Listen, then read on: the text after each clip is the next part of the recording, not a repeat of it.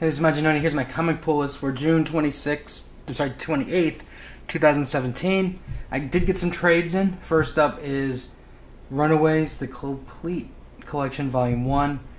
I've always heard really good things about this, so I figured, alright, I'll give this one, I'll pick up the first volume and see what it's like. Next up is from Image, Deadly Class. That's the first one. I Hate Fairyland, Volume 1. Very awesome, funny comic. Black Science, number 2. And Jason Aaron's Southern Bastards, Volume 3. And on with the comics. Okay, we got Suicide Squad, number 20. Overall, I'm just going to say I'm not too pleased with Suicide Squad. I am kind of losing interest in it. For those of you who might be interested, there might be a romantic scene with Killer Croc. Now, I'm not saying that there's, shenanigans, but there might be a touching moment or two in this. Detective Comics number 959. In this one, we do get a little bit of, how should I say it, character building type stuff. It gives a little bit about Man-Bat. It goes into, or what's Lucius Fox's kid, I should say. I forgot that. I don't know if they kept the name Man-Bat. There's also how Bruce and Zatanna, they got along early on in their career. And overall, it's an okay issue. Again, it's more of a intermission between, as they're preparing for the bigger fight later. It's not too bad. I'm not going to say it's, like, wow, look at all the bells and whistles. It's more like a couple bells and a little whistle. But it's decent. Art's pretty good too, so I'm not really going to complain too much about that. Action Comics 982. Okay, this one had me a little bit frustrated because it's kind of like, you have all the villains, right? And they want to kill Superman. That's their only goal. Let's just kill Superman. Noble goal. And it's like, you have every one of these characters could potentially kill Superman.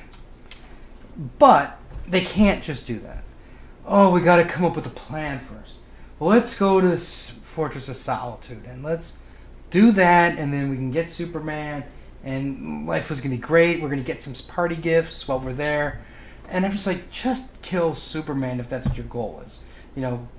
Go into Metropolis, smash apart Daily Bugle, kill, Perry, kill Olsen, kill Lois, steal every one of those other characters, and then once Superman comes in, you can take him out. It's that simple. That's all you have to do. But they just have to come up with this other plan, and I'm like, you're not really serious. And of course, at the end, Superman's still blind, and there's going to be a battle royal. Which I'm like, okay, it's a battle royal. At least can't really complain. Batman, Elmer Fudd. Gotta say, comic of the week. By far. This is not quite what you think it is, and it is at the same time. At least it's written by Tom King, who's doing Batman now. The art style is really mature, almost dark, very dark at places. There's lots of Easter eggs, so to speak, all over the place. Here is Bugs Bunny right here. There's Porky Pig. You have, let me see here, Yosemite Sam, Marvin the Martian. There's Sylvester's in here. There's a couple other characters. I won't spoil everybody, but some characters you get more clear who they are later. Overall, this was actually a really good story. It's basically, Elmer Fudd is basically just call him an assassin type person. He was dating a girl, Bugs Bunny killed her, and he's like, I'm going to kill Bugs. Where have we heard this before, right? But not quite like this. So Bugs goes, well, yeah, you can kill me, but how about I give you something better, and you let me live? And I'll tell you who hired me to kill this girl. So Elmer's like, okay, tell me. And Bugs is like, Bruce Wayne. So Elmer's like, okay, F this, I'm going to keep you alive, and then I'm going to go after Bruce Wayne. And the shenanigans starts after that. The way the characters talk, it's definitely to character. It gets annoying at times. But overall, man, I really enjoyed this book, surprisingly. Don't want to read another one. One issue is good enough, one and done. But overall, I did enjoy it. It was fairly decent. Flash, blah, blah, blah, blah, blah, blah, blah. Let's talk about another rebootish type history, blah, blah, blah, blah, blah, blah, blah. Why isn't Iris dead yet? Blah, blah, blah, blah, blah. Oh, talk. That's the gist of it. I mean, the art, I like the coloring, if anything. The art's pretty decent, but it's the coloring that really works for me. I'm not... This I just bought on a whim, and I'm kind of disappointed. Secret Weapons, haven't read yet. This is from Valiant. But most of the Valiant's books have been really good, so I'm really looking forward to it. I really want to just sit down and, when I have time, and read it a little bit more in-depth type thing. And Exo Manowar, again, fantastic. Very action-packed. If you're not buying it, you should drop a Marvel book and just buy this. You'll appreciate it a lot more. And that Legacy. Marvel, a little rant time now. Marvel had said they are going to change the comics forever type thing. Another one of their, we're going to change the internet, splintered in half, and then we're changing comics. They're changing nothing. That Legacy is it's a bunch of bull crap, and if anything, it's a complete copy off of the New 52, because there's 52 issues. It's like, didn't somebody at Marvel go, hey, wait a second, there's 52 issues here, maybe we should just remove 2, or maybe we can make a couple more, because that way we're not 52. But no, they're not bright enough to do anything like that.